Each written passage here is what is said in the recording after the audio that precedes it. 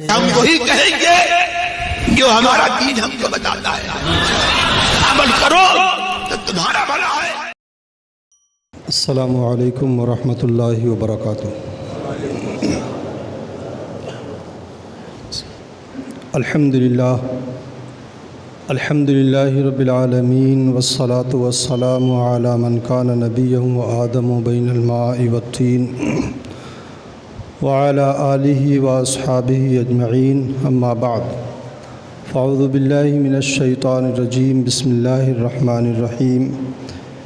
ان اولیاؤہ الا المتقون، صدق اللہ العظیم وصدق رسولہ النبی الامین المتین الکریم، ونحن علی ذلک لمن الشاہدین والشاکرین، والحمد للہ رب العالمین۔ نگاہ مفتی اعظم کی ہے یہ جلوہ گری، چمک رہا ہے جو اختر ہزار آنکھوں میں۔ خطبہ مسنونہ کے بعد میں نے جس آیت نور کی تلاوت کا شرف حاصل کیا ہے، اس کی مناسبت سے کچھ عرض و معروض سے پیشتر آئیے بارگاہ رسالت مآب صلی اللہ علیہ وسلم میں اپنی محبتوں کا خراج پیش کر لیں اور بآواز بلند درود پاک پڑھیں۔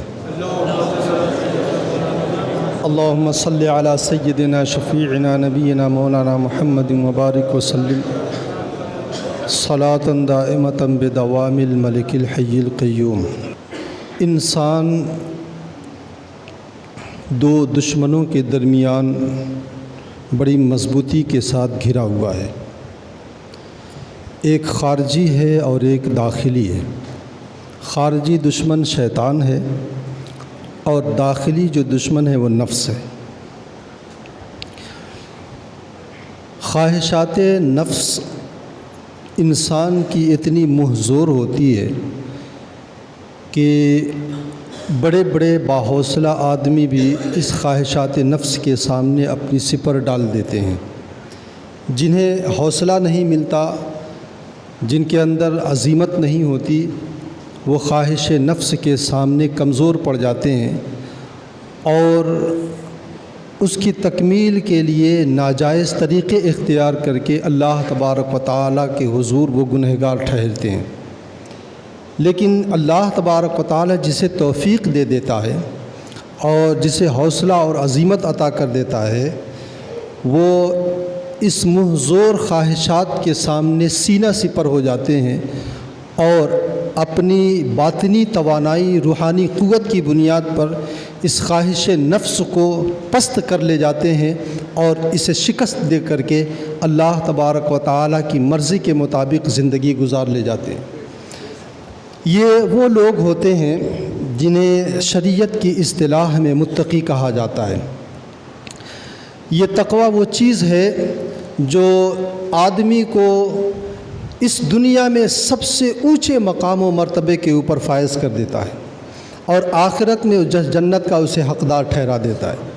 قرآن پاک نے ان دونوں گروہوں کا تذکرہ کچھ اس انداز سے فرمایا ہے، فَأَمَّا مَنْ طَغَىٰ وَآثَرَ الْحَيَاةَ الدُّنْيَا فَإِنَّ الْجَحِيمَ هِيَ الْمَأْوَىٰ۔ جس نے سرکشی کیا، خواہش نفس کے مطابق چلا تو اور دنیاوی زندگی کو اس نے ترجیح دیا تو اس کا ٹھکانہ جہنم ہے۔ وَأَمَّا مَنْ خَافَ مَقَامَ رَبِّهِ وَنَهَى النَّفْسَ عَنِ الْهَوَىٰ، اور جو اپنے رب کے حضور کھڑے ہونے سے ڈر گیا، حساب دینے سے ڈر گیا، اللہ تبارک و تعالیٰ کے یہاں میدان محشر میں کھڑے ہو کر کے حساب و کتاب سے ڈر جائے اور خواہش نفس سے باز آ جائے تو اللہ رب العزت فرماتا ہے فَإِنَّ الْجَنَّةَ هِيَ الْمَأْوَىٰ، اس کا ٹھکانہ جنت ہے۔ تو یہ آخرت میں تقوی ہمیں جنت عطا کرتا ہے اور دنیا میں سب سے اونچا مقام۔ اللہ کے رسول صلی اللہ علیہ وسلم نے بھی اس کی ستائش کی ہے اور اس کی تعریف فرمائی ہے۔ حضور صلی اللہ علیہ وسلم کے سامنے دو لوگوں کا تذکرہ ہوا۔ ایک ایسا شخص تھا جو بڑا عبادت گزار تھا، نمازیں، روزے، تلاوت، دوسری نفلی عبادات، صدقہ و خیرات سب کچھ کرتا تھا، لیکن اس کی زندگی میں تقوی نہیں تھا۔ وہ کبھی دروغ گوئی بھی کر دیتا تھا، ناپ تول میں کمی بھی کر دیتا تھا، اپنی آنکھوں کو باحیا نہیں کر پاتا تھا۔ لیکن دوسرا جو شخص اللہ کے رسول صلی اللہ علیہ وسلم کے سامنے جس کا ذکر ہوا، اس کے بارے میں آیا ہے کہ صرف اتنا آیا ہے کہ وذکر رجل وذکر آخر بالرعۃ، ایک دوسرے شخص کا تذکرہ ہوا جو اپنی زندگی میں معمول کی عبادت کیا کرتا تھا، یعنی فرض و واجب کو ادا کیا کرتا تھا، لیکن اس کی زندگی میں ایک اضافی چیز یہ تھی کہ وہ اپنی زندگی کو بڑا پاکیزہ رکھے ہوئے تھا، گناہوں سے باز رکھے ہوئے تھا۔ وہ اپنی آنکھوں کو بے حیا نہیں ہونے دیتا تھا، نگاہوں کو آوارہ نہیں ہونے دیتا تھا، زبان کو بے لگام نہیں ہونے دیتا تھا، حلال و حرام کی تمیز اور فرق کیا کرتا تھا۔ یہ چیزیں اس کے اندر تھی، یہ تقوی پرہیزگاری اس کے اندر تھی، اور معمول کی جو عبادت نماز پنجگانہ اور فرائض و واجبات ہیں وہ ادا کیا کرتا تھا۔ تو اللہ کے رسول صلی اللہ علیہ وسلم نے وہ شخص جس کے بارے میں آیا ذکر رجل بالعبادت والاجتہاد، عبادت کا بھی ذکر کیا گیا اور عبادت میں سخت محنت، کڑی محنت کا بھی ذکر کیا گیا، اللہ کے رسول نے اس کی ستائش اور تعریف نہیں فرمائی، بلکہ اللہ کے رسول نے اس کی تعریف کرتے ہوئے فرمایا تھا لا یعدل بالرعۃ، تقوی اور پرہیزگاری کا مقابلہ تو نہیں کیا جا سکتا۔ اس کا مطلب یہ ہوا کہ آدمی فرض و واجب ادا کرے اور اپنی زندگی کو گناہوں سے اگر بچا لیتا ہے تو وہ تقوی کے مقام پر فائز ہو جاتا ہے، اور یہ اللہ تبارک و تعالیٰ کے نزدیک بڑا اونچا مقام ہے، اور یہ اتنا اونچا مقام ہے کہ عبادات کے ذریعہ وہ مقام حاصل نہیں ہوتا ہے جو مقام تقوی اور پرہیزگاری سے حاصل ہو جاتا ہے۔ یہی وجہ ہے کہ قرآن پاک نے دو ٹوک فیصلہ کیا ہے اور ارشاد فرمایا ہے کہ ان اکرمکم عند اللہ اتقاکم، تم میں اللہ کے نزدیک سب سے مبارک، سب سے متبرک، سب سے معزز اور سب سے قابل احترام وہ شخص ہے جو سب سے بڑا متقی ہو۔ تو تقوی وہ چیز ہے جو ہماری زندگی میں، دنیا میں ہماری زندگی کو بھی خوبصورت بنا سکتی ہے اور آخرت میں بھی ہماری زندگی میں چار چاند لگا سکتا ہے۔ یہ تقوی وہ چیز ہے جو ولایت کا روح رواں ہے۔ بغیر ولایت، تقوی کے بغیر ولایت کا حاصل کرنا ناممکن ہی نہیں، محال ہے۔ اگر کسی شخص کے زندگی میں تقوی نہیں ہے تو ولایت اسے چھو کر کے بھی نہیں گزرے گی۔ آقائے کائنات صلی اللہ علیہ وسلم کی زندگی آپ اٹھا کر کے دیکھیں، اللہ کے رسول صلی اللہ علیہ وسلم نے جگہ جگہ اس کی ترغیب فرمائی ہے۔ اب اسی پر آپ اندازہ لگا لیں کہ جب تقوی کو شریعت میں اتنا اونچا مقام حاصل ہے کہ قرآن پاک نے صاف طور پہ کہا ہے ان اولیاءہ الا المتقون، اللہ کے جو ولی ہے وہ متقی ہی ہوتے ہیں، غیر متقی کوئی اللہ کا ولی ہو ہی نہیں سکتا ہے۔ شریعت کے احکامات کے خلاف اگر کوئی جائے، وہ چاہے جتنی بڑی خانقاہ سے ہو، وہ چاہے جتنے اونچے خاندان سے ہو، وہ سمجھ لیجئے کہ وہ تقوی اگر اس کے اندر نہیں ہے تو ولایت بھی اس کے اندر نہیں ہو سکتی ہے۔ آپ نے اپنی زندگی میں دیکھا ہوگا بہت سے ایسے لوگ ہوتے ہیں جو اپنے لیے پیر ہونے کا دعویٰ کرتے ہیں، لیکن ان کی زندگی میں آپ جھانک کر کے دیکھیں تو مرد و عورت کا اختلاط ان کے ہاں نظر آتا ہے، خواتین کے ساتھ بے پردگی کے ساتھ بیٹھ کر کے وہ بیعت کیا کرتے ہیں۔ یہ وہ چیزیں ہیں جو آدمی کے فیصلہ کرنے کے لیے کافی ہوتی ہے کہ تقوی اگر انسان کی زندگی میں آ جائے تو وہ سمجھ جائے گا کہ ہاں یہ بات غلط ہے۔ قرآن پاک میں اللہ رب العزت نے بھی اس کا ایک افادہ بھی فرمایا ہے اور ارشاد فرمایا ان تتقوا اللہ یجعل لکم فرقانا ویکفر عنکم سیئاتکم ویغفر لکم ذنوبکم واللہ ذو الفضل العظیم، اگر تم تقوی اختیار کرو اور متقی اور پرہیزگار بن جاؤ تو اللہ تبارک و تعالیٰ تمہیں وہ چیز عطا کر دے گا جس چیز کے ذریعہ تم حق و باطل کے درمیان، غلط اور صحیح کے درمیان فیصلہ کر لو گے۔ ہم کہتے ہیں نا کہ ہم کیسے فیصلہ کریں یہ چیز جائز ہے کہ ناجائز ہے، حلال ہے کہ حرام ہے، تو اللہ رب العزت نے فرمایا اگر تم تقوی اختیار کرو گے تو اللہ تعالیٰ تمہیں وہ صلاحیت، وہ ایبیلٹی عطا کر دے گا کہ جس کے ذریعے تم حق اور باطل، غلط اور صحیح کے درمیان فیصلہ کر لو گے۔ آپ سوچتے ہوں گے کہ یہ کیسے ہو سکتا ہے؟ آدمی پہلے تقوی اختیار کر کے دیکھے۔ حضرت علی خواص رضی اللہ تعالیٰ عنہ بڑے پائے کے بزرگ گزرے ہیں، ان کے اندر وہ صفت تھی کہ اگر ان کے سامنے دسترخوان پہ کھانا رکھا جاتا اور اس کھانے میں حرام کی آمیزش ہوا کرتی تھی اور ناجائز یا مشکوک ہوتا تھا تو ان کی شہادت کی انگلی پھڑکنے لگتی تھی، شہادت کی انگلی پھڑکنے لگتی تھی۔ لوگ سمجھ جاتے تھے کہ یہ کھانے میں ضرور کوئی شبہ ہے اور یہ مکمل طور پہ حلال نہیں ہے۔ تو اللہ تبارک و تعالیٰ ایسے لوگوں کو وہ چیز عطا کر دیتا ہے۔ آپ جانتے ہیں ہمارے ماضی قریب کے بڑے پائے کے بزرگ گزرے ہیں، مفتی اعظم عالم حضور مفتی اعظم ہند علی رحمت و رضوان، جن کے تقوی کے بارے میں حضور تاج الشریعہ جانشین مفتی اعظم ہند نے کہا تھا کہ متقی بن کر دکھائے اس زمانے میں کوئی ایک میرے مفتی اعظم کا تقوی چھوڑ کر۔ مفتی اعظم ہند علیہ رحمت و رضوان کے علالت کا زمانہ تھا، اخیر وقت تھا اور بستر علالت پہ آپ تھے۔ پورنیہ کے ایک عالم دین تھے جو قوالی کے بہت شوقین تھے اور قوالی بڑی دھوم دھام سے سنا کرتے تھے۔ وہ گئے اور دیکھا اور دیکھتے ہی مفتی اعظم ہند کے اوپر فدا ہو گئے اور مفتی اعظم ہند علیہ رحمت و رضوان سے بیعت کا انہوں نے ارادہ کیا۔ تو وہاں کھڑے مفتی اعظم ہند کے حاضر باشوں میں سے کسی نے کہا کہ اگر اس خانقاہ سے آپ بیعت ہوں گے تو آپ کو قوالی چھوڑنی پڑے گی۔ تو قوالی کے وہ اتنے شوقین تھے کہ قوالی چھوڑنے کی ان کے اندر جرأت نہیں تھی،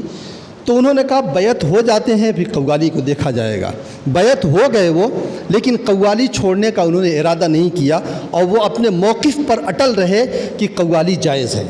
ایک بات یہاں پہ اضافے کے لیے میں بتا دوں، اگر کسی کا پیر فقیہ ہے یعنی زبردست عالم دین ہے، مفتی ہے، تو اس کے مریدین کے اوپر لازم ہے کہ اپنے پیر کے موقف کے اوپر وہ ڈٹا رہے۔ وہ اپنے پیر کا جو موقف ہے اور جس چیز کو وہ جائز کہہ رہے ہیں یہ جائز سمجھے، جس کو وہ ناجائز کہہ رہے ہیں وہ ناجائز سمجھے۔ یہ جو ہے شرعی مسئلہ بھی ہے۔ تو مفتی اعظم ہند علیہ رحمت و رضوان سے بیعت تو ہو گئے لیکن انہوں نے قوالی چھوڑنے کا ارادہ نہیں کیا۔ اب جب رخصت ہونے لگے تو مفتی اعظم ہند کو بہت سے لوگوں نے نذرانہ دیا،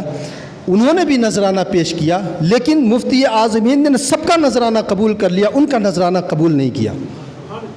کسی نے پوچھنے کی جرأت نہیں کیا کہ آخر یہ ماجرا کیا ہے کہ سب کا نذرانہ قبول، ان کا نذرانہ مردود، ماجرا کیا ہے؟ لیکن میرا وجدان یہ کہتا ہے کہ مفتی اعظم ہند علیہ رحمت و رضوان ان شخصیات میں سے ہیں جو دلوں کے اندر جھانک لیا کرتے تھے۔ مفتی اعظم ہند علیہ رحمت و رضوان نے اپنے تصرف روحانی سے یہ سمجھ لیا تھا یہ شخص جو ہے قوالی کو چھوڑنے کا ارادہ نہیں کیے ہوئے ہے، اس لیے مفتی اعظم ہند نے اس کے نذرانے کو قبول نہیں فرمایا۔ کسی نے پوچھا نہیں، کسی نے کچھ کہا نہیں، لیکن ہر شخص کے دل میں ایک وسوسہ اور ایک شبہہ یہ باقی تھا کہ آخر مفتی اعظم ہند نے ان کا نذرانہ قبول کیوں نہیں کیا۔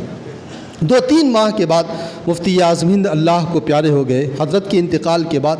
تاج الشریعہ علیہ رحمت و رضوان اسی علاقے میں دورے کے لیے گئے، تبلیغی دورے کے اوپر گئے، تو وہی مولانا صاحب آئے اور تاج الشریعہ علیہ رحمت و رضوان سے ملاقات کیا۔ بہت سے لوگوں نے نذرانہ دیا، حضرت نے نذرانہ قبول کیا، لیکن ان مولانا صاحب کا نذرانہ تاج الشریعہ نے بھی قبول نہیں کیا۔ جب یہ چیز دیکھی تو مفتی موتی الرحمان جو آج بھی باحیات ہیں وہ بیان کرتے ہیں کہ تاج الشریعہ علیہ رحمت و رضوان سے پوچھا گیا تو تاج الشریعہ نے اتنا جواب دیا کہ یہ مفتی اعظم ہند علیہ رحمت و رضوان کی کرامت ہے۔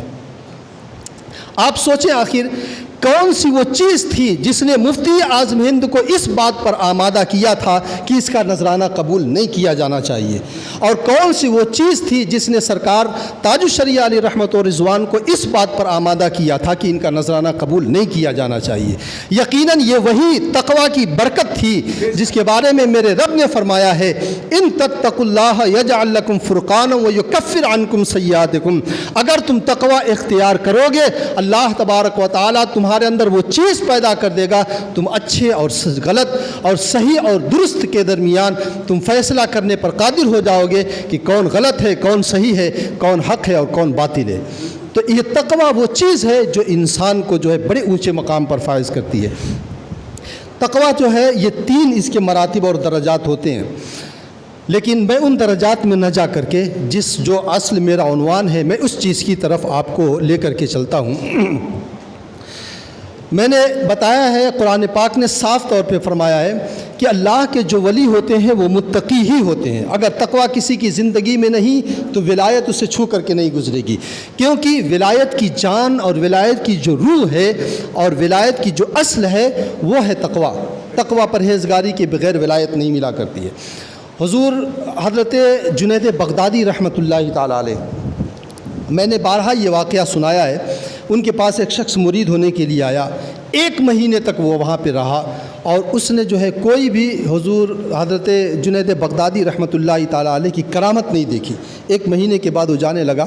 تو حضرت جنید بغدادی نے اسے بلایا اور بلا کر کے پوچھا کہ ماجرا کیا ہے، تم کیوں جا رہے ہو، آئے تھے کیوں اور جا کیوں رہے ہو، تم نے اپنا مقصد نہیں بتایا۔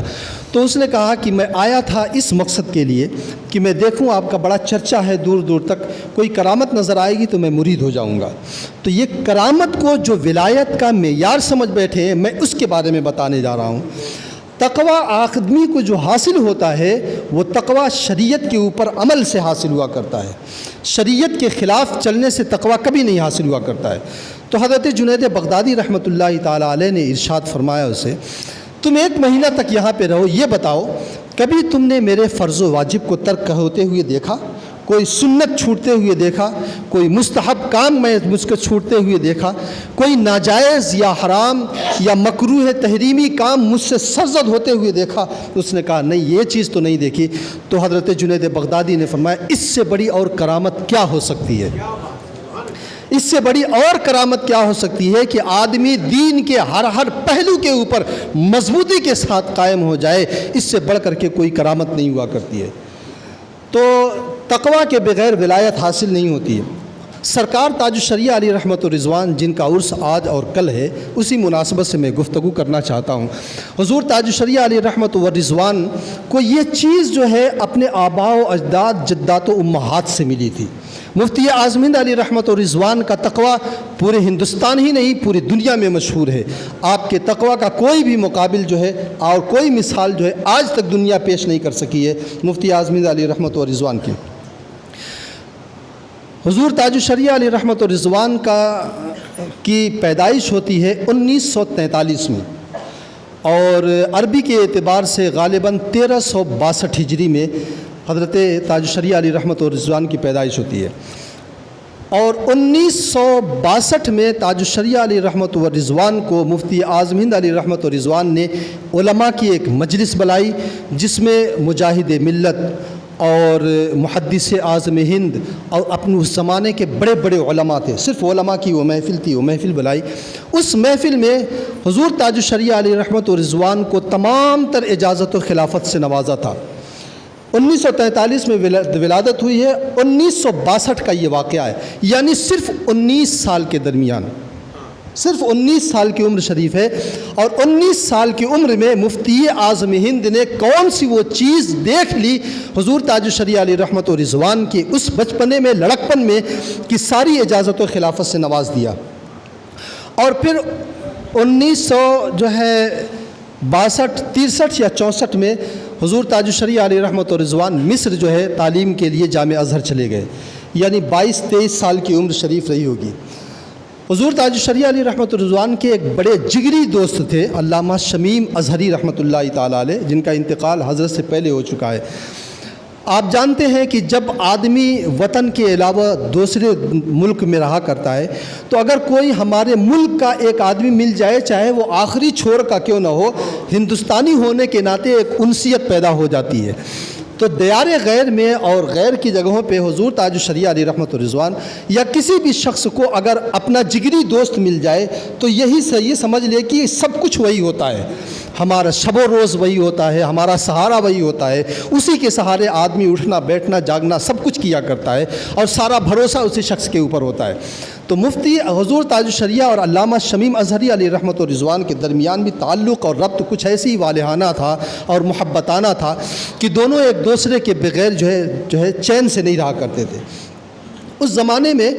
حکومت مصر کا ایک طریقہ تھا کہ ربیع الاول کے موقع کے اوپر جتنے بھی باہر کے طلباء جامعہ ازہر میں پڑھا کرتے تھے، ان تمام طلباء سے حکومت کا ایک نمائندہ باقاعدہ آتا تھا، ان سے مصافحہ کیا کرتا تھا اور ان کی دلجوئی کے لیے کچھ کلمات خیر کہا کرتا تھا اور کچھ تحفے تحائف دیا کرتا تھا۔ باہر کے جتنے بھی طلباء ازہر میں پڑھتے تھے، تو اس سال جس سال حضرت گئے تھے، یہ اسی سال یا اس کے 1-2 سال کے بعد جو حکومت کا نمائندہ آیا، وہ نمائندہ اتفاق سے پہلے آدمی کی شکل میں، مرد کی شکل میں آتا تھا، لیکن اس سال ایک عورت جو ہے نمائندہ بن کر کے آئی تھی۔ تمام طلباء دو رویہ کھڑے تھے۔ آج بھی مصر میں جو ہے غیر محرم عورتوں سے ملاقات کرنا، ان سے مصافحہ کر لینا، یہ کوئی جو ہے برا نہیں مانا جاتا ہے، حالانکہ یہ شرعاً ناجائز و حرام ہے۔ میں نے بڑے بڑے علماء کو دیکھا ہے ایسے ہاتھ ملاتے ہوئے، وہاں کے جو بڑے بڑے علماء مانے جاتے ہیں ان کو ہاتھ ملاتے ہوئے دیکھا گیا ہے۔ تو حضور تاج الشریعہ علیہ رحمت و رضوان اس وقت 22-23 سال کی عمر تھی. علامہ شمیم احمد احضری اور حضور تاج الشریعہ پہلو بپہلو کھڑے تھے اور حکومت کا وہ نمائندہ سب سے ہاتھ ملاتے ہوئے وہ خاتون چلی آ رہی تھی. جب حضور تاج الشریعہ نے اسے دیکھا تو ایک اضطرابی کیفیت پیدا ہوئی، بے چین ہو گئے، ان کا قلب مضطرب ہو گیا اور ایک قدم پیچھے ہو کر کے وہ کھڑے ہو گئے. جب علامہ شمیم نوری کی باری آئی، علامہ شمیم اظہری کی باری آئی، انہوں نے تو ہاتھ ملا لیا، لیکن جب حضرت کی باری آئی ایک قدم پیچھے ہٹ گئے اور ہاتھ پیچھے کو کر لیا. تو لوگوں نے پوچھا ماجرا کیا ہے؟ حکومت مصر کا نمائندہ آیا ہے، وہ تمہیں اعزاز دینا چاہ رہا ہے، وہ تمہیں عزت دینا چاہ رہا ہے اور تم ہاتھ نہیں ملا رہے ہو. تو حضور تاج الشریعہ نے اس عمر میں 22 سال کی عمر میں یا 23 سال کی عمر میں یہ جواب دیا تھا، میرا دین اس بات کی اجازت نہیں دیتا ہے کہ کسی غیر محرم عورت سے ہاتھ ملایا جائے. آپ اندازہ لگائیں کہ یہی کہا جا سکتا ہے کہ وراثت میں حضور تاج الشریعہ کو یہ تقویٰ ملا تھا. اور مفتی اعظم ہند کی مستقبل میں جھانک لینے والی نگاہوں نے دیکھ لیا تھا آگے چل کر کے یہ بچہ جو ہے اپنے زمانے کا قائد اور رہنما بنے گا. چنانچہ حضرت نے ہاتھ پیچھے کر لیا اور کہہ دیا میرا دین اس بات کی اجازت نہیں دیتا ہے کہ غیر محرم خاتون سے ہاتھ ملایا جائے. وہ عورت جس کا رنگ پھیکا پڑ گیا تھا وہ ایک لمحے کے لیے گھبرائی اور پھر اس کے بعد اس نے کچھ دعائیں دی اور دعا دینے کے بعد آگے بڑھ گئی. آپ ذرا اندازہ لگائیں 22 سال کی عمر میں لڑکپن ہوتا ہے، اچھے اور برے کا فیصلہ نہیں کرنا جانتا ہے آج کا نوجوان، لیکن 22 سال کی عمر میں اگر یہ شعور پیدا ہو گیا تو یقیناً مفتی اعظم ہند کی نگاہوں کی یہ کرامت ہے. نگاہ مفتی اعظم کی ہے یہ جلوہ گری، چمک رہا ہے جو اختر ہزار آنکھوں میں. یہ تقویٰ اور پرہیزگاری تھی جس نے حضور تاج الشریعہ علیہ رحمت و رضوان کو اپنے زمانے کے اولیاء کا پیشوا بنا دیا تھا. میں اپنے زمانے کی میں بات بتاؤں، میں 2005 سے لے کر کے 2009 تک میں جامع ازہر میں رہا ہوں. 2008 کے جو ہے مڈ میں حضرت کا جو ہے دورہ وہاں پر ہوا تھا، یا 2008 کے اختتامی سال میں حضرت کا وہاں پر دورہ ہوا تھا. وہاں سے فارغ ہونے کے بعد پہلی مرتبہ حضرت کا وہاں پہ دورہ ہوا تھا. وہاں علماء کی جو مجلس ہوئی تھی، اس مجلس میں جب حضرت کے موقف کے بارے میں بتایا گیا تھا کہ تصویر کشی، حضرت جو ہے تصویر کشی کو حرام سمجھتے ہیں، اس لیے کوئی بھی تصویر لینے کی کوشش نہ کرے. آپ یقین جانیں تقریباً 400 سے 500 ازہر کے اور مصر کے علماء کا جم غفیر تھا، باہر کے طلباء موجود تھے، کسی کی جرأت نہیں ہوئی کہ وہ موبائل نکال کر کے ایک تصویر کھینچ سکے. جبکہ مصر میں تصویر کشی بالکل عام ہے، مسجدوں میں وہ چلتی ہے، باقاعدہ کیمرے پہلے سے فٹ رہا کرتے ہیں. بلکہ بات یہاں تک پہنچی تھی کہ ہمارے ایک استاذ تھے ڈاکٹر جواد کر کے، اور ایک استاذ ہمارے غالباً نام تھا ڈاکٹر طہا حبیشی کر کے، ان لوگوں نے اپنی درسگاہوں میں باقاعدہ یہ کہا تھا کہ اگر عظیمت پر چلنے والے آج بھی ایسے لوگ ہیں تو دنیا یقیناً انہی کی وجہ سے قائم ہے. عظیمت کے اوپر عمل کرنے والے آج بھی ایسے لوگ ہیں تو دنیا انہی کے بل کے اوپر قائم ہے. آپ ڈاکٹر خالد ثابت صاحب ایک ہیں وہاں پہ، آج بھی باحیات ہیں. انہوں نے ایک کتاب لکھی ہے من اقطاب الامہ، جس میں 4 اپنے زمانے کے کتب کا انہوں نے تذکرہ کیا ہے. ان میں سرکار اعلیٰ حضرت رضی اللہ تعالیٰ عنہ کو بھی انہوں نے کتب میں شمار کیا ہے، اور سرکار اعلیٰ حضرت کا بھی تذکرہ کیا ہے. اعلیٰ حضرت کے ضمن میں سرکار تاج الشریعہ کا اخیر میں تھوڑا سا تذکرہ انہوں نے کیا ہے.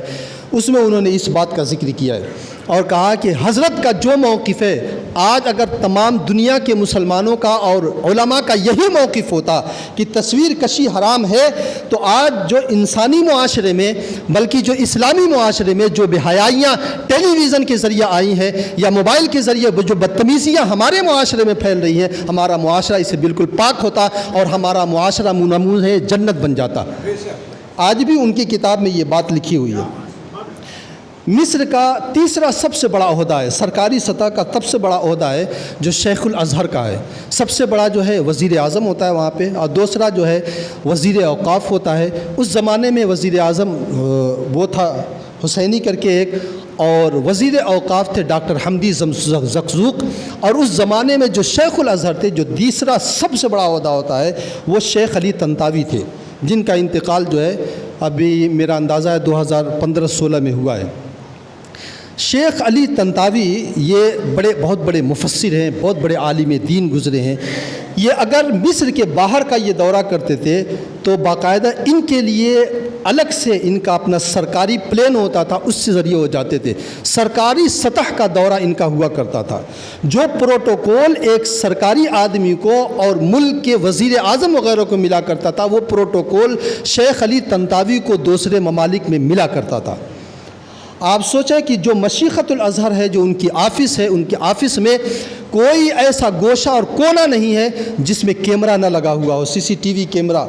اور وہ کیمرہ 24 گھنٹے میں ایک لمحے کے لیے بند نہیں کیا جاتا ہے۔ سرکاری سطح کا یہ آرڈر ہے، ان کی حفاظت کے پیش نظر ایک لمحے کے لیے بند نہیں کیا جاتا ہے۔ لیکن حضور تاج الشریعہ علیہ رحمۃ و رضوان جب ملاقات کے لیے گئے تو اندرونی جو ہے دروازے سے یہ لوگ آ رہے تھے، اور حضور تاج الشریعہ علیہ رحمۃ و رضوان کے جو خدمہ تھے وہ اندر گئے اور وہاں کے منتظمین سے کہا کہ جو شیخ آ رہے ہیں ان کے نزدیک تصویر کشی جائز نہیں، اس لیے کیمرے بند کر دو۔ ان لوگوں نے کہا کہ ہم یہ کام نہیں کر سکتے، سرکاری سطح کا یہ آرڈر ہے، ایک لمحے کے لیے کیمرے بند نہیں ہوتے ہیں۔ تو جب شیخ الازہر علی طنطاوی نے دیکھا کہ حضرت کے خادم اور ان کے جو ہے خادموں کے درمیان کچھ گفتگو ہو رہی ہے، تجسس ان کا بڑھا بلا کر کے پوچھا انہوں نے، تو لوگوں نے بتایا ہے کہ حضرت کا موقف یہ ہے کہ یہ تصویر کشی کو جائز نہیں سمجھتے ہیں، تو یہ کیمرہ بند کرنے کے لیے کہہ رہے ہیں، اور حکومت کی جانب سے ہمیں آرڈر ہے کہ ہم ایک لمحے کے لیے بند نہ کریں۔ تو شیخ الازہر نے کہا تھا اوقف الکامرات اکراما للشیخ، یہ جملہ تھا ان کا کہ سارے کیمرے حضرت کی تعظیم کے طور پر سارے کیمرے بند کر دیے جائیں۔ یہ حکومتی سطح کے آرڈر کو کینسل کر دینا یہ صرف اور صرف تقویٰ کی کرامت ہے، یہ تقویٰ کی وہ برکت ہے جو اللہ تبارک و تعالی نے اپنے نیک بندوں کو عطا کیا ہے۔ اور حضور تاج الشریعہ علیہ رحمۃ و رضوان کہ اس قدر اعزاز اور اس قدر اعزاز وہاں پہ ملا تھا کہ جو شیخ الازہر ہے جسے ڈین کہا جاتا ہے، یونیورسٹی کا جو سب سے وہ ہوتا ہے، مجھ کو تو معلوم نہیں کیا کیا اس کو کہتے ہیں، کہ یونیورسٹی کا جو سب سے اونچی پوسٹ پر ہوا کرتا ہے، وہ یہ سمجھ لیے کہ یونیورسٹی میں اسے وزیر اعظم کہہ لیا جائے۔ وہ اس زمانے میں شیخ احمد طیب تھے جو ایک حنفی عالم دین تھے۔ ان کا یہ عالم تھا کہ وہ اپنی کرسی چھوڑ کر کے اسی صورت میں اٹھتے تھے کہ یا تو مصر کا صدر آ جائے، یا وزیر اوقاف آ جائے، یا شیخ علی طنطاوی آ جائیں، اس کے علاوہ اپنی کرسی چھوڑ کر کے وہ اٹھا نہیں کرتے تھے۔ وہ چل کے ہٹنے کی تو بات دور ہے، وہ اٹھتے نہیں تھے۔ ایسے وہ لوگ تھے جن کے لیے سرکاری طور پر، حفاظتی طور پر ان کے لیے آگے پیچھے 3-3 4-4 گاڑیاں چلتی تھیں۔ لیکن جب شیخ احمد طیب سے ملاقات کے لیے حضرت تشریف لے گئے تھے، چوتھی منزل سے وہ بندہ اپنی پرائیویٹ لفٹ سے نیچے آتا ہے اور روڈ پر حضرت سے ملاقات کر کے دستبوسی کر کے لے کے جاتا ہے، حضرت کو اپنی کرسی کے اوپر بٹھاتا ہے اور حضرت سے فقہ و حدیث کی اجازت بھی سب لیتے ہیں۔ آپ اندازہ لگائیں ذرا سا، اللہ کے رسول صلی اللہ علیہ وسلم نے ایک حدیث میں ارشاد فرمایا ہے کہ اللہ تبارک و تعالی جب کسی کو اپنا محبوب بندہ بنا لیتا ہے تو حضرت جبرائیل امین سے فرماتا ہے کہ اے جبرائیل، میں فلاں بندے سے محبت کرتا ہوں، تو بھی اس سے محبت فرما۔ تو حضرت جبرائیل امین علیہ الصلاۃ والتسلیم اس سے محبت کرنے لگتے ہیں، اور آسمان دنیا میں اور پورے آسمان کی مخلوقوں میں، فرشتوں میں یہ اعلان کر دیا جاتا ہے ان اللہ یحب فلانا فاحبوہ، اللہ تعالیٰ فلاں بندے سے محبت کرتا ہے، تم سب بھی اس سے محبت کرو۔ اور تیسرا مرحلہ اس کا یہ ہے ثم یوضع لہ القبول فی الارض، اور پھر روئے زمین میں اس کی مقبولیت رکھ دی جاتی ہے۔ عالم یہ ہوتا ہے اسے لوگ پہچانے نہ پہچانے، جانے نہ جانے، دیکھ کر کے دل ان کی جانب کھینچا چلا جاتا ہے۔ آپ لوگوں نے یہ کیفیت سرکار تاج الشریعہ علی رحمۃ الرضوان کے ساتھ دیکھی ہوگی۔ مفتی اعظم ہند علی رحمۃ الرضوان کے بارے میں حضور شارح بخاری فرماتے ہیں کہ اگر رات میں مفتی اعظم ہند کہیں دورے پہ چلے جاتے تھے تو صبح فجر کے وقت ایک آدمی بھی تعویذ کے لیے نظر نہیں آتا تھا۔ رات میں 2 بجے اگر کسی دورے پہ نکل گئے تو فجر کے وقت ایک آدمی بھی تعویذ کے لیے نہیں نظر آتا تھا، اور رات کے 2 بجے اگر کسی دورے سے آ جاتے تھے اور گھر پہ آ جاتے تھے تو صبح فجر کے وقت ہزاروں کی لائن لگی رہتی تھی۔ آخر کون اس زمانے میں موبائل فون بھی نہیں تھا، موبائل فون تو ابھی ہمارے ایک دم سامنے کی ایجاد ہے، اس زمانے میں موبائل فون بھی نہیں تھا، اتنی جو ہے وسائل اور ذرائع بھی نہیں تھی، یہ واٹس ایپ یہ سب تو بہت بعد کی ایجادات ہیں۔ تو آخر اس زمانے میں مفتی اعظم ہند علی رحمۃ الرضوان کو وصال کیے ہوئے تقریباً 42-43 سال ہو چکے ہیں۔ مفتی اعظم ہند علی رحمت و رضوان کی آمد اور روانگی کی خبر کون ایسی مخلوق تھی جو جا کر کے لوگوں کے دلوں میں پھونک آتی تھی یا کان میں پھونک دیتی تھی، حضرت آ گئے تعویذ جا کے لے لو، حضرت ہے نہیں مت جانا۔ یہ وہ چیز ہے جو اللہ رب العزت نے فرمایا ہے ثم یودع لہ القبول فی الارض، زمین میں اس کی مقبولیت رکھ دی جاتی ہے۔ تو اسی طریقے سے آپ نے تاج الشریعہ کے بارے میں بھی دیکھا ہوگا، میں نے ایک واقعہ یہاں سنایا بھی ہے، وہ بات آ گئی تو سنا دوں۔ علامہ ارشد القادری علیہ رحمت و رضوان فرماتے ہیں کہ دلی سے حضرت کا بائی روڈ سفر ہونا تھا اور جمشید پور ٹاٹا ہو کر کے یہ کلکتہ جانے والے تھے حضرت۔ تو فرماتے ہیں کہ میں نے سوچا کہ جمشید پور میں آ کر کے جو ہے حضرت کا استقبال کر لیا جائے، تو کہتے ہیں کہ میں اپنے 2-4 آدمیوں کو لے کر کے 2-4-10 علماء کو لے کر کے ہار وغیرہ لے کر کے پہنچا ہوں، اور میں نے ٹائم معلوم کر لیا کہ فلاں وقت حضرت یہاں سے گزریں گے۔ کہتے ہیں میں وہاں پہ پہنچا ہوں تو مجھ سے پہلے 1000-2000 لوگ وہاں پہ ہار لے کر کے کھڑے تھے، اور فرما رہے ہیں کہ صرف اور صرف میرا رابطہ تھا پورے جمشید پور میں، میرا رابطہ تھا دلی سے کہ دلی سے حضرت کب چلیں گے اور کب تک یہاں پر پہنچیں گے۔ آپ یہ اندازہ لگائیں، یہی وہ چیز ہے۔ حضرت علامہ ارشد القادری علیہ رحمت و رضوان لکھتے ہیں کہ آخر وہ کون مخلوق تھی جو لوگوں کے کانوں میں جا کے پھونک آتی تھی کہ یہاں سے اللہ کے ایک ولی کا گزر ہو رہا ہے، جاؤ ملاقات کر لو۔ یہ وہی چیز ہے جو اللہ کے رسول نے فرمایا یودع لہ القبول فی الارض، روئے زمین میں مقبولیت رکھ دی جاتی ہے۔ ہندوستان میں آپ کہہ سکتے ہیں حضرت کے مریدین ہیں، جاننے والے ہیں، چاہنے والے ہیں، خاندان و رشتہ دار کے لوگ ہیں، آپ کہہ سکتے ہیں، لیکن آپ ذرا بتائیں حج کے ایام میں کون کسے پہچانتا ہے؟ وہاں تو پوری دنیا سے لوگ آتے ہیں،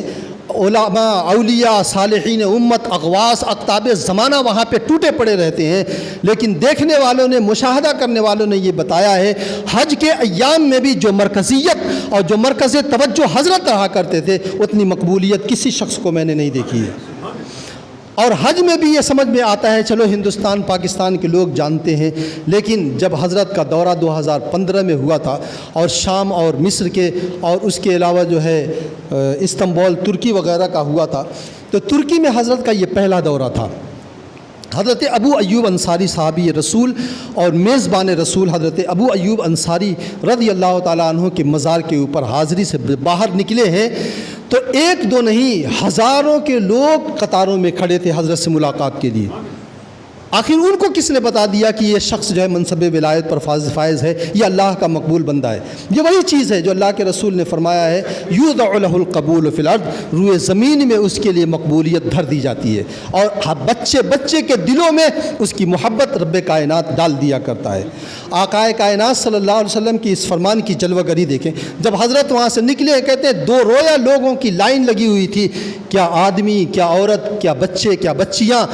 کیا امیر، کیا کبیر، سب 2 رویا لائن میں لگے ہوئے ہیں۔ جب آپ جانتے ہیں کہ جب اتا ترک کمال پاشا جب اس نے خلافت عثمانیہ کو ختم کیا گیا ترکی میں، اور وہاں پر جو ہے کمال اتا ترک جب آیا تھا، اس بہودے نے اذان کے اوپر پابندی لگائی تھی، پردے کے اوپر پابندی لگائی تھی۔ پردے کی یہ پابندی آج تک قائم ہے، آج تک قائم ہے۔ اب جب سے یہ رجب طیب اردگان آیا ہے تب سے تھوڑی بہت اس میں نرمی پیدا ہوئی ہے، لیکن آج بھی پردے کی مخالفت وہاں پر ہوتی ہے۔ پردہ تو دور کی بات ہے، اگر کوئی عورت اسکارف لگا لے، ابھی الیکشن کے دوران جب وہاں پہ الیکشن تھا، ترکی میں الیکشن تھا، جس دن جو ہے یہاں پہ کرناٹک کا رزلٹ آؤٹ ہوا تھا، وہاں اس دن الیکشن ہو رہا تھا۔ الیکشن کے 2 دن پہلے کا یہ واقعہ ہے، ترکی میں ایک خاتون جو باحجاب تھی، حجاب پہنے ہوئی تھی، اس کے حجاب کو نوچ کر کے پھینک دیا گیا تھا۔ تو آج بھی وہاں پر یہ عالم ہے، لیکن وہاں پہ جہاں 100 سال تقریباً ایسے گزرے ہیں کہ بے پردگی لوگوں کی گھٹیوں میں آ گئی ہے، حضرت جب باہر نکلے ہیں اور حضرت کو بتایا گیا ہے کہ بے پردہ خواتین لائن میں کھڑی ہیں، تو حضرت نے کہا میرے موقف کا اعلان کر دیا جائے، اور اعلان کیا گیا کہ حضرت کا موقف یہ ہے عورتوں سے پردہ ہے اور غیر محرم عورتوں سے ہاتھ ملانا جائز نہیں ہے، اس لیے وہ جو ہے لائن سے کنارے ہو جائیں۔ باقاعدہ راوی کا بیان ہے کہ جتنی خواتین تھی جب لائن سے کنارے ہی نہیں ہو گئیں، انہوں نے اپنے چہرے کو بھی ڈھک لیا، اپنے ہاتھوں کو بھی ڈھک لیا۔ آخر یہ کون سا جذبہ تھا؟ یہ وہی جذبہ تھا جب بندہ اپنا سب کچھ اللہ اور اس کے رسول کے لیے تج دیتا ہے تو اللہ تبارک و تعالیٰ اس کی زبان میں قبولیت ڈال دیا کرتا ہے۔ حضور تاج الشریعہ علیہ رحمت و رضوان کہ جو ہے یہ تو وہ چیزیں ہیں جو عوام کے درمیان ہم سناتے ہیں، ورنہ علمی کارنامے ایسے ہیں کہ آپ اگر عرب ممالک میں چلے جائیں اور عرب ممالک میں کسی کا تعارف کرائیں، وہ سب سے پہلے یہ پوچھتے ہیں اس کی کتاب کیا ہے، اس نے علمی کارنامہ کیا انجام دیا، شاگرد کتنے پیدا کیے ہیں۔ اگر اس کی کوئی کتاب نہیں ہے، کوئی شاگرد نہیں پیدا کیے ہیں، یا کتاب ہے لیکن معیاری نہیں ہے، تو وہ اسے بھاؤ تاؤ نہیں دیتے ہیں۔ آپ ذرا اندازہ لگائیں، امام جلال الدین سیوطی علیہ رحمۃ و رضوان جو تقریباً 1000 کتابوں کے مصنف ہیں، امام جلال الدین سیوطی علیہ رحمۃ اللہ اپنے زمانے کے مجدد ہیں۔ 70 مرتبہ خواب میں انہوں نے سرکار دو عالم صلی اللہ علیہ وسلم کو انہوں نے دیکھا ہے، اور حضرت امام جلال الدین سیوطی کو اللہ کے رسول صلی اللہ علیہ وسلم نے محدث کے لقب سے یاد کیا ہے۔ اللہ کے رسول نے محدث فرمایا حضرت امام جلال الدین سیوطی کو، فرماتے ہیں روئے زمین پر جتنی حدیثیں ہیں سب مجھے یاد ہیں، اور اس کے علاوہ بھی ملیں گی تو وہ بھی میں یاد کر لوں گا۔ 100 مرتبہ خواب میں انہوں نے اللہ تبارک و تعالیٰ کے جلووں کا دیدار فرمایا ہے، امام جلال الدین سیوطی علیہ رحمۃ الرضوان۔ علامہ ابن حجر عسقلانی علیہ رحمۃ الرضوان جو امام جلال الدین سیوطی سے بھی پہلے کے ہیں، انہوں نے جو کتاب لکھی ہے اور بخاری کی جو شرح لکھی ہے وہ اتنی مقبول ہے کہ آج بھی جو ہے امام جلال الدین سیوطی علیہ رحمۃ الرضوان اور علامہ ابن حجر عسقلانی علیہ رحمۃ الرضوان کے بعد کے لوگ اسے مرجع خلائق سمجھتے ہیں۔ لیکن مصر کے علماء کو میں نے دیکھا ہے، یہ لوگ نہ جلال الدین کو گنتے ہیں نہ ابن حجر کو گنتے ہیں، یہ عالم ہے ان کا۔ لیکن حضور تاج الشریعہ علیہ رحمۃ و رضوان کا یہ عالم ہے کہ حضور تاج الشریعہ علیہ رحمۃ و رضوان کے بارے میں یمن کے ایک بزرگ عالم دین نے کہا ہے، قسم خدا کی رب کائنات اس چہرے کی مدد سے اللہ رب العزت دعاؤں کو قبول فرماتا ہے۔ حضور تاج الشریعہ علیہ رحمۃ و رضوان جب مدینہ طیبہ میں حاضری کے لیے گئے، مواجہ اقدس میں ایک یمنی بزرگ آئے، اور یمنی بزرگ نے پوچھا تھا کہ من ھذا الشیخ، یہ کون ہے؟ تو لوگوں نے بتایا ہے کہ ھذا شیخ و شیوخ الہند، ہندوستان کے سب سے بڑے یہ شیخ ہیں۔ تو اس شخص نے برجستہ کہا تھا ھذا من اولیاء اللہ، یہ اللہ کے نیک بندوں میں سے ایک ہے۔ تو یہ وہ چیز ہے، تقویٰ وہ چیز ہے جو انسان کو سب سے اونچے درجے کے اوپر فائز کر دیا کرتا ہے، اور یہ صرف اور صرف حضور تاج الشریعہ علیہ رحمۃ الرضوان فرمایا کرتے تھے۔ آپ نے شعر میں بھی کہا ہے کہ نگاہ مفتی اعظم کی ہے یہ جلوہ گری، چمک رہا ہے جو اختر ہزار آنکھوں میں۔ حضور تاج الشریعہ علیہ رحمۃ الرضوان آپ کو اللہ تبارک و تعالیٰ نے ایسا تصرف روحانی عطا فرمایا تھا کہ زبان سے جو بات نکلتی تھی وہ ہو جایا کرتی تھی۔ آپ کا تسلف فی الدین، استقامت علی الدین، اور آپ کے روحانی تصرف یہ بارہا ہم لوگوں نے بھی دیکھا ہے، لوگوں نے بھی دیکھا ہے۔ جب آخری مرتبہ میں حضرت سے ملاقات کے لیے گیا تھا، اور وہاں پہ جب جو ہے افریقہ کے ایک صاحب آئے ہوئے تھے، ان سے ہماری ملاقات ہوئی، تو کھانے کے دسترخوان پر انہوں نے اپنا ماجرا ذکر کیا۔ انہوں نے کہا مجھے کینسر ہو گیا تھا اور آخری سٹیج پر میں چل رہا تھا۔ اسی دوران حضرت کا افریقہ میں دورہ ہوا، ڈاکٹر نے کہا تھا کہ آپریشن کے علاوہ کوئی چارہ نہیں ہے۔ حضرت سے جب آ کر کے میں نے کہا کہ حضرت ڈاکٹر آپریشن کے لیے کہہ رہا ہے، تو حضرت نے منع کر دیا کہ آپریشن مت کرانا۔ پھر دوسرے دن وہ آئے، ان کے دل کو جو ہے تسلی نہیں ہوئی، دوسرے دن پھر کہا حضرت ڈاکٹر جو ہے زور دے رہا ہے آپریشن پہ، اگر تاخیر کریں گے تو مرض بڑھ سکتا ہے اور خطرناک حد تک جا سکتا ہے۔ تو حضرت نے کہا میں نے کہا نا آپریشن مت کرانا۔ چنانچہ جو ہے تیسرے دن آئے، پھر وہی بات کہی، تو حضرت کو جلال آ گیا، اور حضرت نے کہا کہ میں نے کہہ دیا کہ آپریشن مت کرانا، نہیں کرانا ہے۔ تو اس کے بعد جو ہے حضرت نے بہت ڈانٹا، ڈانٹنے کی وجہ سے اب ایک تو مرض، حضرت کا جلال، تو آدمی جس سے ٹوٹ کر کے محبت کرتا ہے اس کی ذرا سی بے رخی بھی اس کو توڑ دیا کرتی ہے۔ تو حضرت نے جب جلال فرمایا ہے